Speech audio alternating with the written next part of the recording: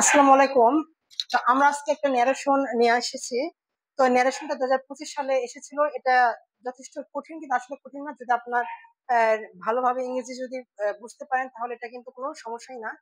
তো ন্যারেশন আসলে প্রায় সবই সেম, সব বোর্ডে প্রায় একই রকমই আসে।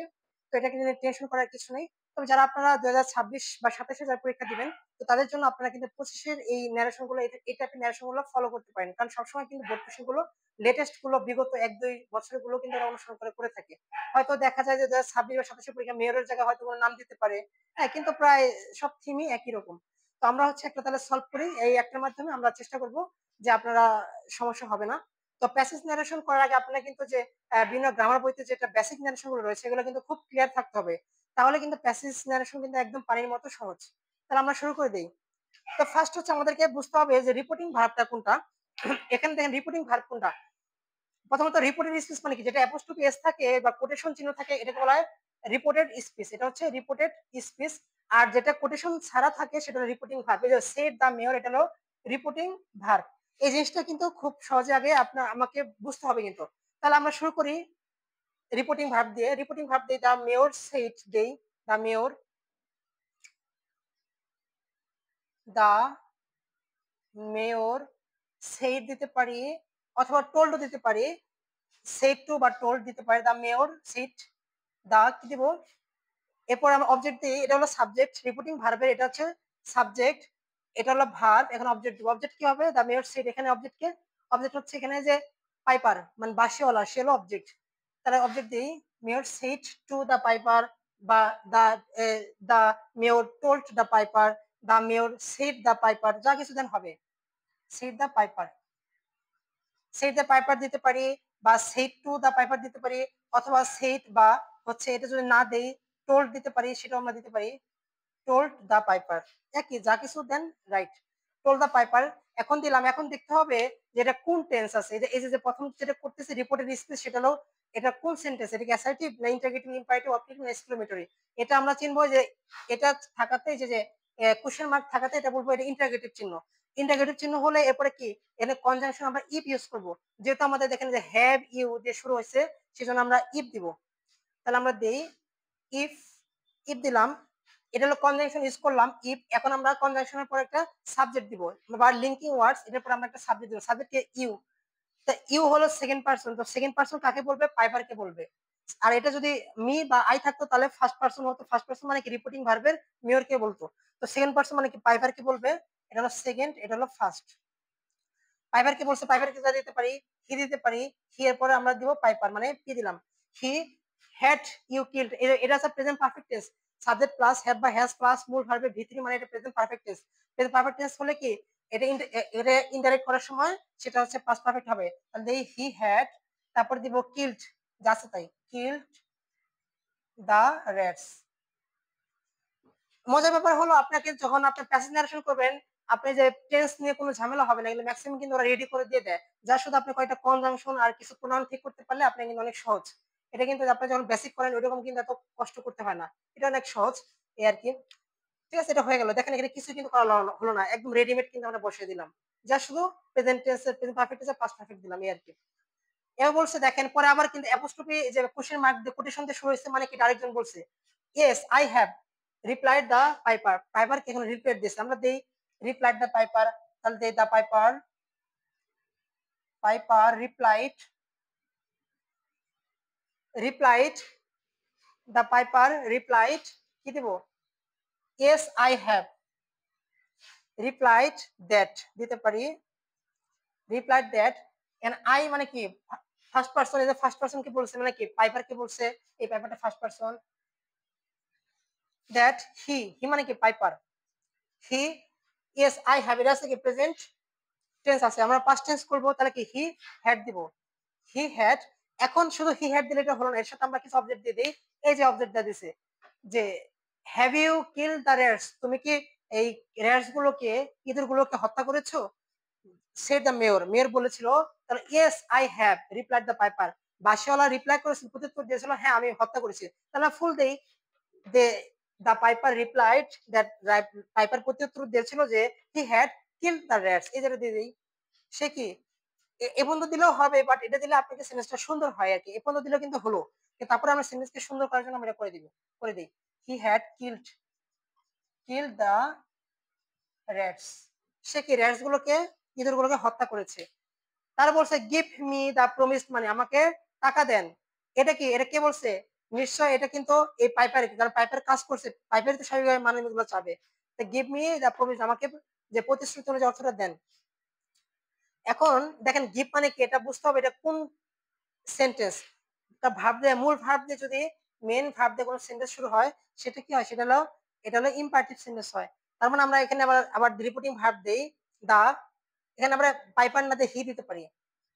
হি পাইপার, হি এখানে requested give me the promise, মানে আমাকে প্রতিশ্রুতি দাও, মানে রিকোয়েস্টেড দিতে পারো, টোল্ড দিতে পারি। হ্যাঁ, হি রিকোয়েস্টেড। আর ইম্পারেটিভ সেন্টেন্সে কি হয়, আদেশ নিয়ে বোঝাতে রিকোয়েস্ট হয়, অ্যাডভাইস হয়, টোল্ড হয়, ঠিক অনেক কিছু কিন্তু হয়। ঠিক আছে, এরকম আর কি। He requested, him. হিম মানে কি বুঝাইছে? হিম মানে পাইপারকে, এখানে হলো মেয়রকে বুঝাইছে। এখন আমরা, কারণ প্রথমবার একবার যেহেতু মেয়র টেয়র আমরা দিয়েছি, দেখেন মেয়র দিয়েছি, পাইপার দিয়েছি, এখন আর বারবার আমরা দিব না, এখন শুধু প্রোনাউন ইউজ করবো, কারণ এখানে বিশাল লেখা প্রয়োজন নেই। হি মানে কি পাইপার, আর রিকোয়েস্টেড হিম কাকে বলছে? মেয়রকে বুঝেছে। কি বলছে? মেয়র হিম। এরপর আমরা কি, আমরা জানি যে কনজাংশন হিসেবে টু ব্যবহার করা হয় ইম্পারেটিভ সেন্টেন্সে, টু। এরপর মূল ভাব দেই গিভ, টু গিভ মি মানে কি ফার্স্ট পারসন, এই জন্য কি বলছে, এটাকে পাইপার কে বুঝেছে। টু গিভ হিম, হিম মানে কি পাইপার কে বুঝেছে। দা প্রমিসড মানে যা আছে তাই, দা প্রমিসড মানে, প্রমিসড মানে, ঠিক আছে, এটা আর কি শেষ হয়ে গেল। মানে হাউ ফানি ইউ আর, তুমি কতটাই মজার। সেইড দা মেয়র, মেয়র এবার কি বলছে, মানে সে বলছে হাউ ফানি ইউ আর, তুমি কত মজাদার, মানে তুমি আমাকে যোগ করতেছো, এটা আর কি বলছে। দেখেন এই যে এখানে এক্সক্লেমেশন চিহ্ন দিয়েছে, তার মানে এটা কি, এটা এক্সক্লেমেটরি চিহ্ন। তার মানে সেইড দা, তাহলে কি মেয়র, দা মেয়র কি বলবো, দা মেয়র, দা মেয়র। এখানে আমরা হি দিব না, কারণ যেহেতু তারা মেয়রটা লিখে দিয়েছে এই জায়গায়, সেজন্য আমরা এখানে এটাই দিয়ে দিই। আবার এখানে কিন্তু টেন্সও চেঞ্জ, সেন্টেন্সটা চেঞ্জ হয়েছে, এই জন্য আমরা দা মেয়রটা দিয়ে দিলাম। এই জন্য আমরা এখানে হি ইউজ করবো না। দা মেয়র, আমরা জানি এক্সক্লেমেটরি সেন্টেন্স করে কি, exclaimed with joy, exclaimed with sorrow, exclaimed with wonder, এরকম আর কি। হাউ ফানি আর, কত মজাদার, তোমরা কি একটু ওন্ডার দিতে পারি, হ্যাঁ, বা সারপ্রাইজ দিতে পারি। দা মেয়র এক্সক্লেমড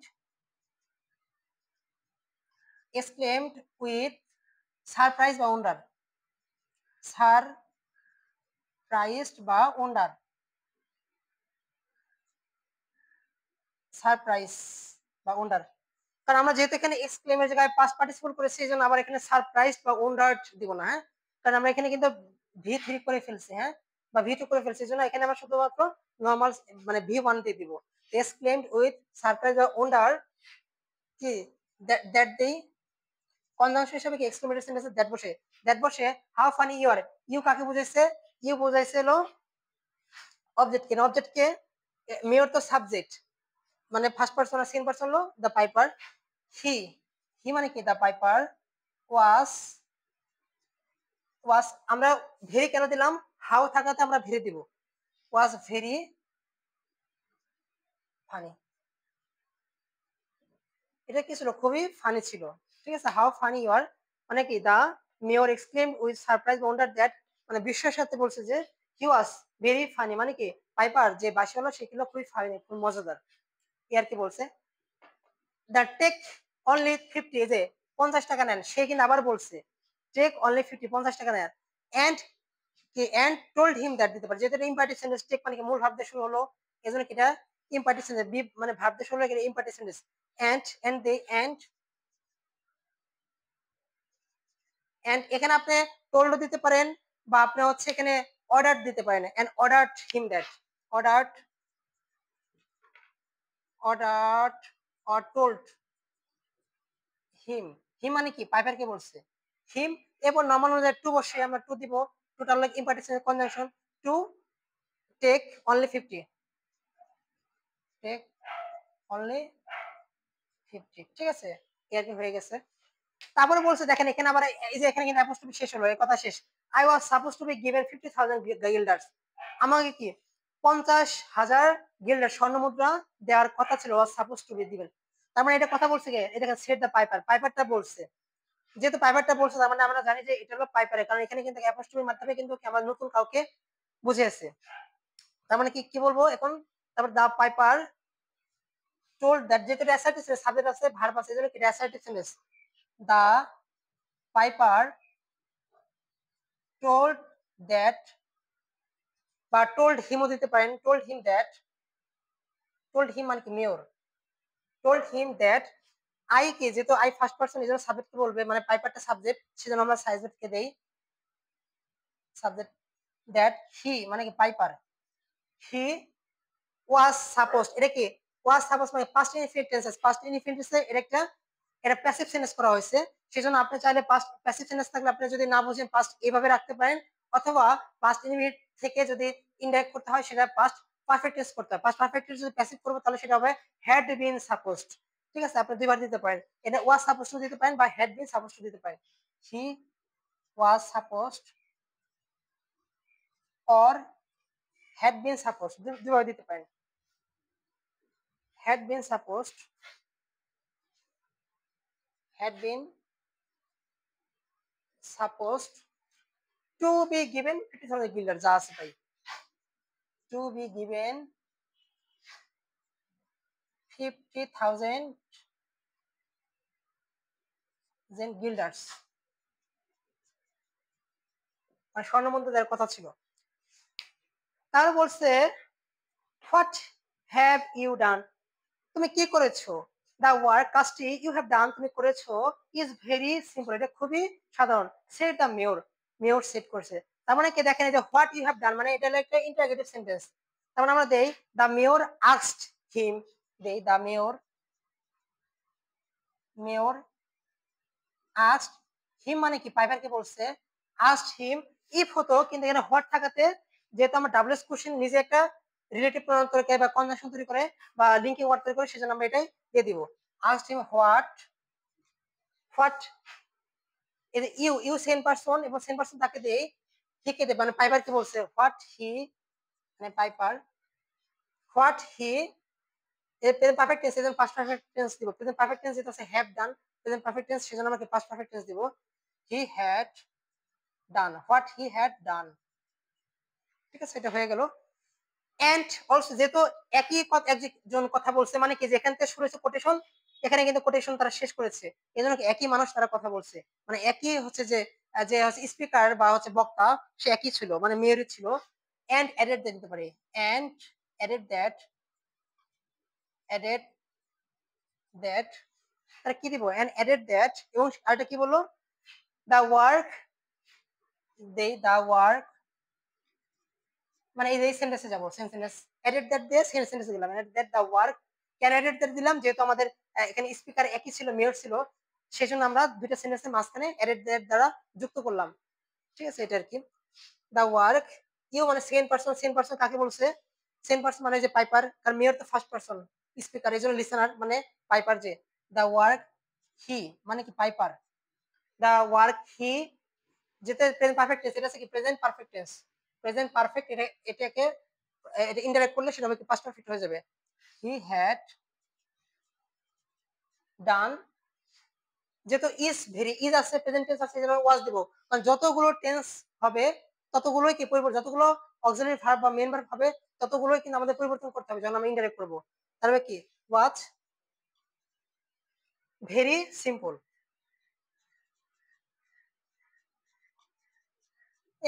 হয়ে গেল আর কি, শেষ।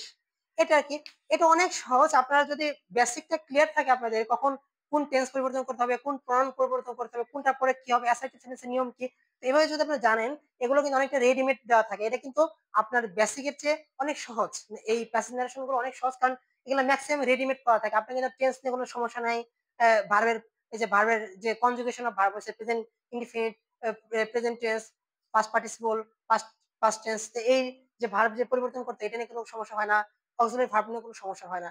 তো এই জন্য এটা আপনারা বেশি বেশি করে যদি প্র্যাকটিস করে থাকেন তাহলে আমার মনে হয় এটা নিয়ে কোনো সমস্যা হয় না, এমনকি পূর্ণ নম্বর পাওয়া খুব সহজেই করা যায়। তাহলে আপনারা বেশি বেশি করে প্র্যাকটিস করে থাকেন, ততদিন আপনারা সবাই ভালো থাকেন।